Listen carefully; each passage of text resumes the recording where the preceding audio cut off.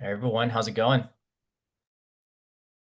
Thanks so much for joining everybody. We're just giving everyone a few more minutes to hop in here. Got Andrew here on our media strategy team, as well as myself.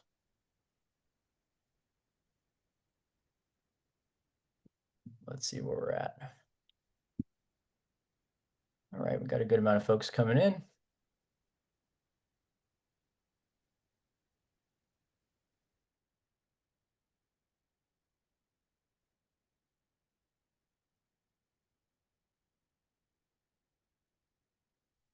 Just gonna give everyone maybe 1 or 2 more minutes here, and we should be good to go.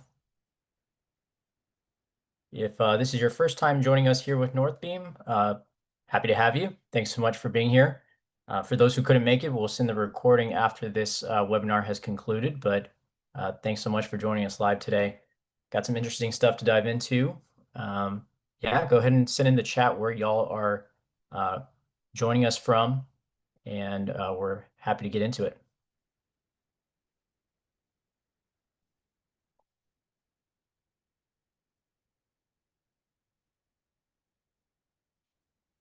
Cool. All right, so we got a good amount of folks that are joining in. So I think we're going to go ahead and kick it off. Folks will trickle in as we continue to go through this, but just give some brief introductions. Myself, Brayden Cruz, as well as Andrew. We serve on our media strategy team here at Northbeam, here today to talk to you about our newest attribution model, Clicks Deterministic Views. So Andrew, I'll let you give a brief intro while we go to the next slide as well. Yeah, excited to chat with you guys as Brayden said, here from the media strategy side. So gonna walk you guys through what it means to have this new data set and how we can start to leverage it in Northbeam. Absolutely.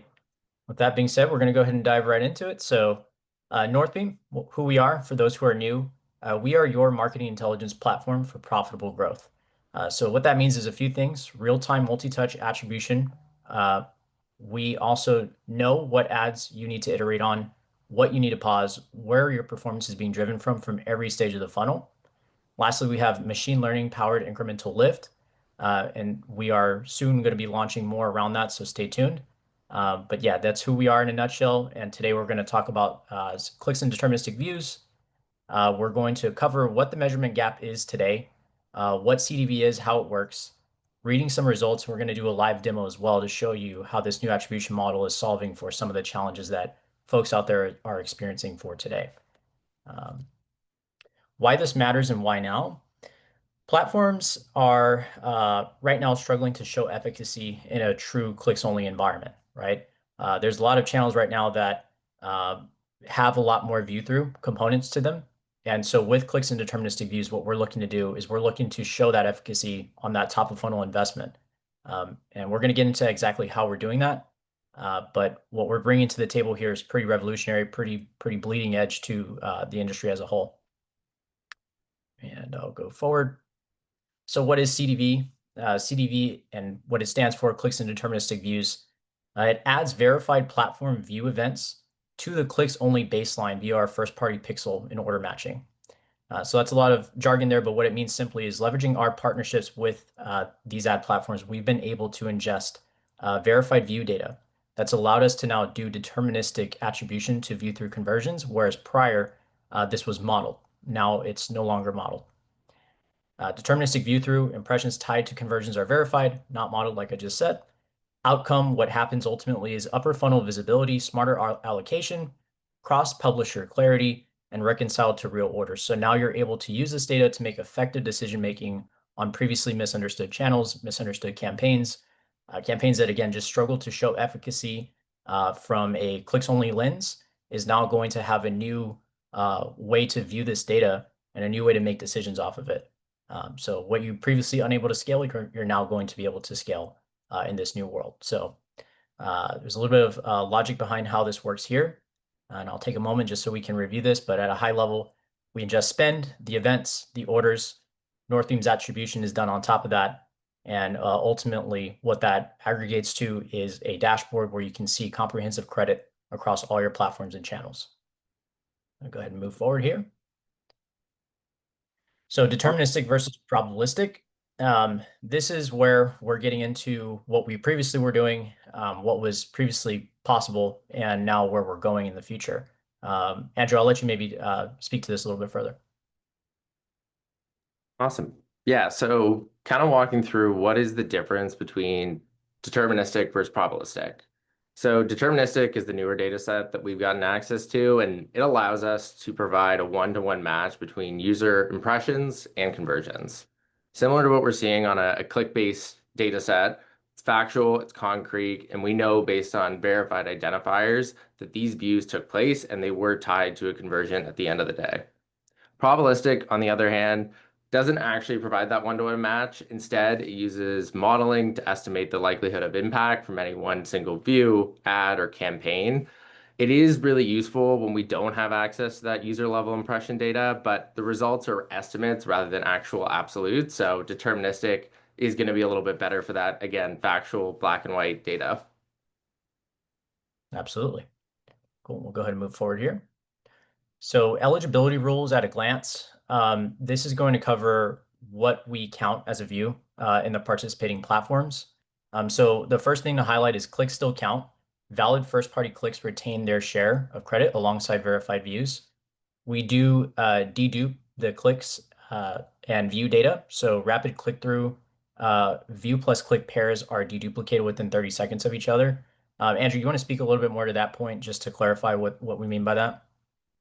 Yeah, the goal here is to make sure that if we see a click that comes directly after a view, we aren't crediting a platform twice. So if we see a click 30 seconds or within 30 seconds of that view that's being sent to us, we will not give credit to the view. We'll only give it to the click in that scenario.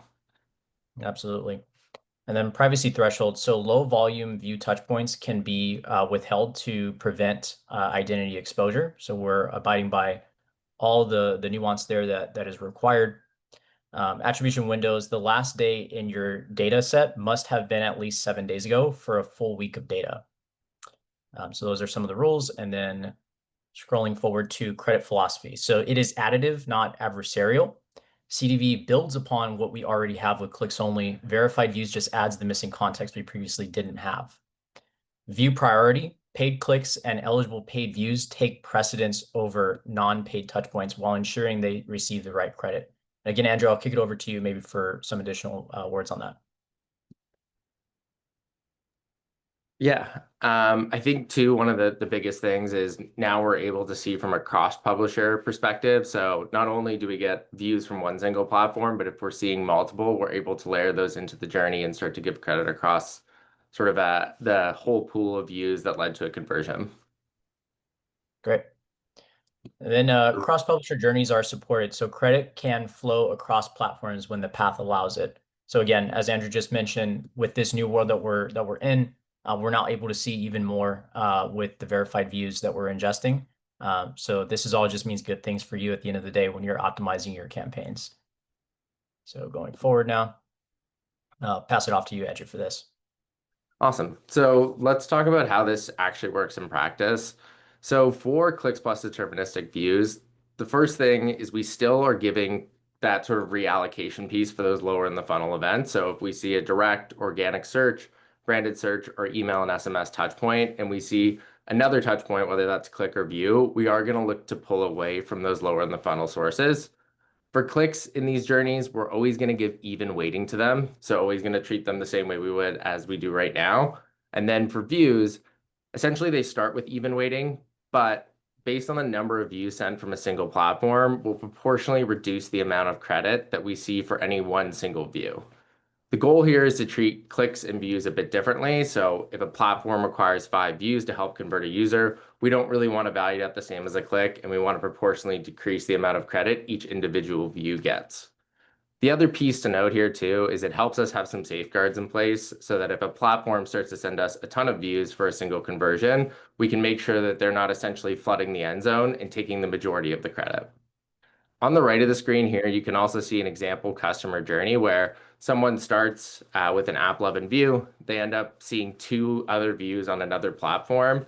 They finally come through on an app11 click, and then before they actually go and make their $100 purchase, they come back to that direct visit. The way that we would give credit in this new world of clicks plus deterministic views, that first initial AppLovin view would receive even weighting because it's the only view being sent from AppLovin. So we'd roughly give it around $27 worth of credit.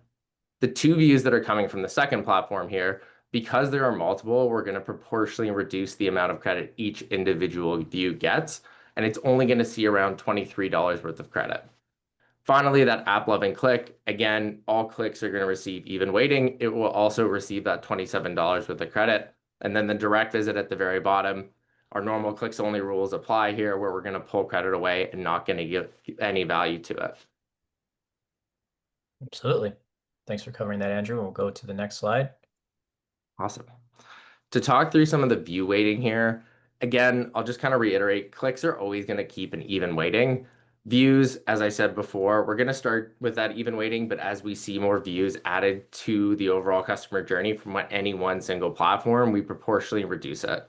So on the right here, you can see that one view at that 100 being an even weight. If we were to add two views, maybe coming from, let's say, TikTok, we proportionally reduce from that even split to roughly 85% of that credit. The big piece to note here too, as well, is we're not doing any position-based weighting, so we're not going to give any more credit for the first or last view here. It's solely based on the number of views sent per platform. As Brayden said too, another thing to note here is we are still deduping these. So again, if it comes within 30 seconds of a click, we're not going to give any credit there. It's only ones that are independent and driving value from a view perspective on their own. Great. All right, Awesome. so we're going to move into the demo now. So we have some stuff teed up, and Andrew's going to screen share from here. But feel free to ask questions along the way too. If there's time, we can go ahead and answer those. But right now, we're going to go ahead and show the demo showing what this looks like inside the system. Awesome. Brayden, can you see my screen? Yeah, give me 2 seconds here. Perfect. Looks like I'm still not seeing it, Andrew. Okay.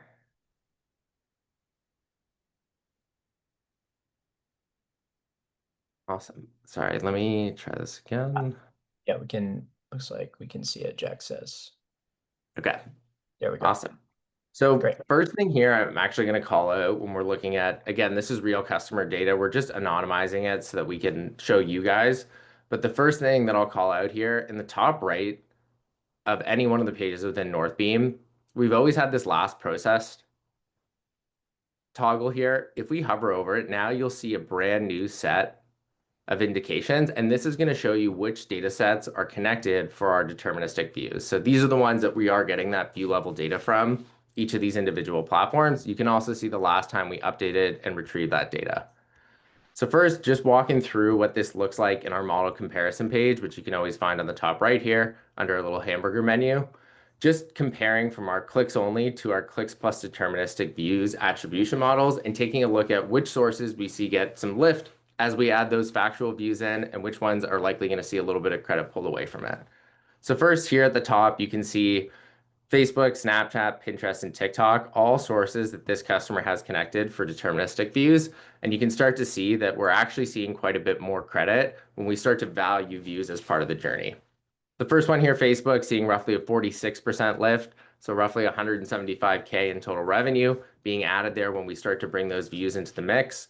And then for some of these other sources like Snapchat, Pinterest, and TikTok, where we know maybe a little bit view heavy, we can actually see a much larger lift and a much more impact being shown for each of these channels when we have the views incorporated. One other piece here too, if we want to see which channels are being pulled away from when it comes to this redistribution now that views are part of the journey, can always flip to see, okay, where is credit being pulled?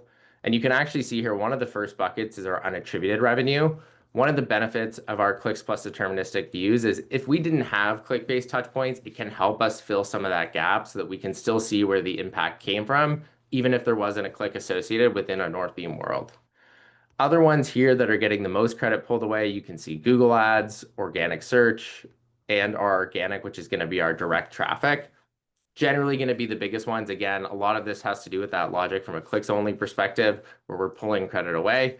And then you can also start to see here some of these other channels that aren't those lower in the funnel bucket are starting to see some credit being pulled away because we are adding views to the journey. If we were to go look at our Google Ads, right, the two biggest buckets here The first one is our branded search. As we'd expect, right, there's a lot of view impact that's likely coming that's driving those branded search interactions. When we have that view data from a one-to-one impression basis, we're now starting to take some of the credit away from those campaigns and push it towards those more top of funnel channels. Other one here is for this brand specifically is actually our shopping. We can see there's actually a good amount of revenue being pulled away from it when we start to see that view data. This is actually kind of an interesting insight that we can start to glean from some of this as well. Even if it's a partner where we don't have view data connected, like Google Ads, we can also start to understand how much impact or influence views have on the conversions that are tied to that type of campaign or that type of sort of tactic. In this case, in shopping, right, makes sense. A lot of people see ads. They then go to Google to see where they can find the best price, end up clicking and come and purchasing. So again, some interesting insights there. Maybe if there are a few campaigns here that see a little bit more credit reduced, we can start to think about if we're scaling up a TikTok or Facebook, is that maybe a channel we should bring up alongside it because it does look like it has an impact when we're seeing more views come from those channels. Another view within here as well. I'm lucky this brand actually has some really good naming conventions on their campaign objectives, is we can start to see for different formats of campaigns or different targets, there's different amounts of lists that we can expect to see. So the first one here for this brand is prospecting and top of funnel campaigns. You can see here a really sizable amount of lift when we bring in that view data. Again, this is sort of expected. It's going to give us better insight to that top of funnel, what's really driving the beginning of the campaigns. Can see the second one here that actually has the biggest lift in comparison to our click data is their reach and traffic campaigns. So this is commonly an area where generally click-based data isn't going to show much impact. Now that we have this new data set, again, we're bringing factual insight into how much impact these more top of funnel objectives are having. Again, you can see here another one like retention, getting a little bit of lift here as we bring in that view data. But this would be the best place for us to kind of see the shifts between different channels as well as different campaign formats. Yeah, and Andrew, we got a question here I think that's worth answering. Someone asked regarding CTV and linear TV, can that be tracked in CDV? We do have some partners that we're starting to work with on the CDV perspective. I believe Mountain Vibe, some of the ones that we are in beta and starting to release more generally. So the goal is for us to try to bring all platforms into CDV so that we can have all that factual data across not just clicks, but also views. But right now, there are going to be some channels where we're still waiting to get that connection. So if you're on one of those two that I mentioned, it may be worth reaching out to the Northbeam team. But the goal is for us to be able to have CTV alongside our more digitally native channels as well. Yeah, absolutely. So punchline there is more channels coming. This is something that we're working on, and as you continue down this path, you're going to see a lot more come in. But yeah, good question. We also have another one. This one, I think, Andrew, I'll have us answer as well. CDV in terms of refresh rates and how often it's processed within the system. Can you speak a little bit more to that?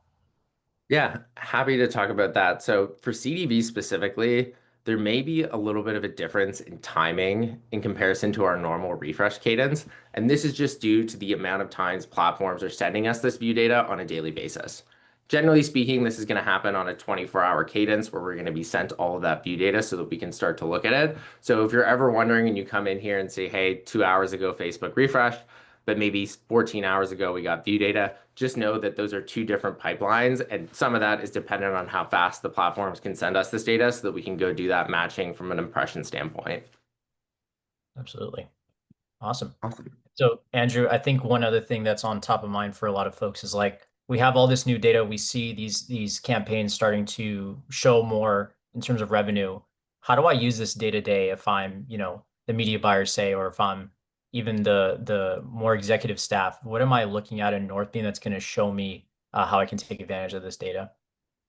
Awesome question. I think for right now, day to day, because we are still waiting for some of those additional channels to come in, it's not always going to be like our single source of truth, but I do think it is an incredibly valuable source for us to be able to get insight into some of those channels that are maybe more top of funnel heavy, as well as gain insight into how the relationship between clicks and views work, even if we don't have views associated for a platform.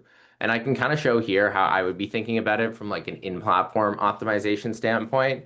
If I jump into my sales page here, right, I'm just looking at this brand for the last 14 days, looking at our CDV partners and saying, okay, what does it look like on a clicks only basis? If I come in here and I dive into Facebook, again, these are anonymized names. You can see the little logo. I can start to see all of my different campaigns within here and which ones are starting to work well. You can see top two campaigns seem to be above our benchmark, hitting our goals, spending really well. A few of these other ones down here, maybe a little bit lower performers when it comes to just looking at our click-based data. Where I would see the value in CDV is being able to understand for some of these maybe lower performers or even the top performing ones, is there a difference when we start to layer in that view data where it could tell us, even though click-based data isn't showing the best result, it may be more top of funnel and we should start to think about the impact a little bit differently. I'll just flip this here to our clicks plus deterministic views at the top.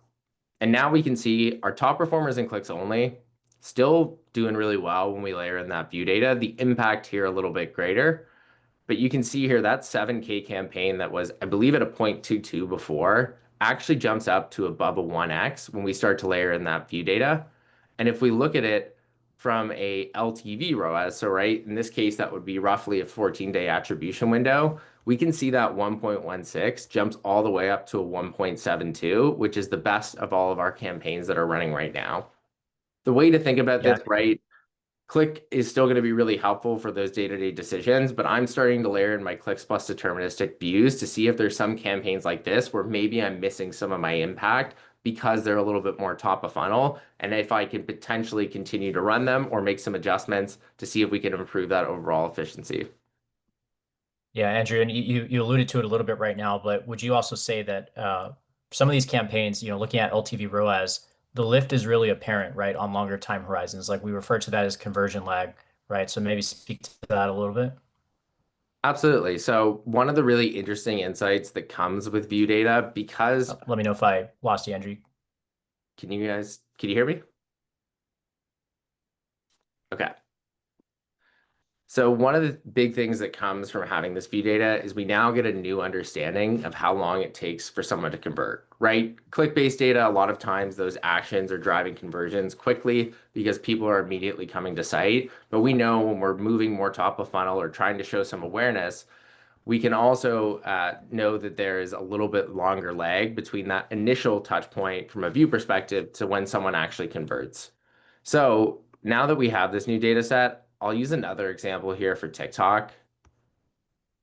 I'm looking at my two campaigns here, right? For TikTok, I can roughly see that there's a 21% lift from that 1 day ROAS number to that 14. Comparison to some of my other channels, maybe like AppLovin, not as big, which means that most of the impact from a click perspective is generally going to come within that 1 day window. Can also see here too, between these two campaigns, it looks like performance on the top spending one doing the best, even when we look at it on that longer term window. If I then go look at this in my clicks plus deterministic views, this is where I can start to see, because we have those views and TikTok is such a top of funnel channel, there are some campaigns like the second one here, right? Where with that view data on the 1 day is still going to look pretty comparable and much better than what we see on a click perspective. But if we give it additional time, it actually jumps 128% to a 0.41, which would make it the best performing campaign for TikTok. And again, maybe some different decision making we can see within the account. And just to show this a little bit more too, apologies. I pulled this up for TikTok on this account in our Metrics Explorer page. You can see here on a 1 day clicks only ROAS for TikTok for the last 30 days, it's roughly sitting at a 0.18. And if we add 30 days in attribution, it only jumps to a 0.25. So you can see here on these lines, there are some days where we see a good amount of lift and others where the lift is pretty minimal. If I were to flip this to my clicks plus deterministic views, this is where I can start to see a really big difference between these two numbers, valuing the views a little bit more at the top of the funnel. So it actually goes from a 0.22 all the way up to a 0.5. And you can see here for some of those days in September, there's a really wide divide between what we're reporting on that 1 day and that 30 days. So this would be another way to start to think about this new data set is, hey, how does it change our perspective on the customer journey, as well as how long we should wait to see the full impact for some of these more top of funnel campaigns? Awesome. And we got another question here, Andrew. For CDV, why would there be a situation where revenue might be lower or CAC might be higher compared to clicks only? Great question. Part of this may be, sorry, you said higher than what we're seeing on clicks only? Yeah, so like for CAC, it's showing higher on CDV compared to clicks only, or revenue might be lower on CDV versus clicks only for a certain line item. Great question. So, generally speaking, because we are doing this across multiple publishers, as well as pulling credit away from our normal clicks only logic, if we see that there are views incorporated in it, we may see some scenarios where we actually see reported transactions or revenue decrease. And this is generally because we are now adding those views to part of the journey. And there may have been scenarios where in a click-based world, maybe we only saw two clicks, one coming from Facebook and TikTok. But in a CDV world, we may know that there are other views coming from a channel like Pinterest that we're now going to start to allocate credit toward. So if we're seeing a negative in terms of our CDV data in comparison to clicks only, generally what that means is we're pushing more credit on a view basis, and there may be more view-based influence on those conversions, and that's why we're seeing a little bit lower return. Gotcha. Thanks so much, Andrew. Yeah, that was a really thorough walkthrough. So I think we'll go ahead and jump back over to our presentation now and just jump over here. Right. So this final slide, what we're really just illustrating is the platforms we have live today. So Meta, Snap, TikTok, Axum by AppLovin, Pinterest, Mountain, and more on the way. So as we've alluded to several times now, platforms are still coming on board to CDV. So be in touch with your Northbeam team as you are advertising across these different platforms. We're very, very bullish on where CDV is going and what it can mean for your business. So with that, we can go ahead and close out. So if there's any final questions, we'll maybe just give a couple more seconds to ask. Otherwise, thank you everyone for taking the time, and we hope this has been helpful. Cool. I don't see anything else coming in the Q&A. Let me see here. Got one here. Let's see. Let me see. Noticing various traffic campaigns. The model may have been inflated. So someone's asking Andrew around CDV versus clicks plus modeled views. They're saying that there is a boost on meta awareness and traffic campaigns compared to CMV. So basically, we're showing more impact on CDV than we were previously showing on clicks and modeled views. I think we spoke to this a little bit, maybe answered it, but if we want to address this one head on, Andrew. Yeah, happy to answer this. I think the biggest difference between our CDV and our Clicks Plus model views data set is in our Clicks Plus model views, we're looking to distribute credit across all sources, including those that are not paid, as well as some of the partners that maybe don't have on CDV just yet. So there's likely maybe a little bit different impact than what we're measuring on the Clicks Plus deterministic view side of things. So especially as we get more partners, I expect some of this credit to adjust a little bit. But generally speaking, the reason why we may see that is because, again, our model may be saying there are other sources that in a CDV world, because we don't have access to that one-to-one impression data, we aren't giving any credit to those other sources or splitting it if it shares credit with some of those more awareness or top of funnel campaigns. Yeah, great.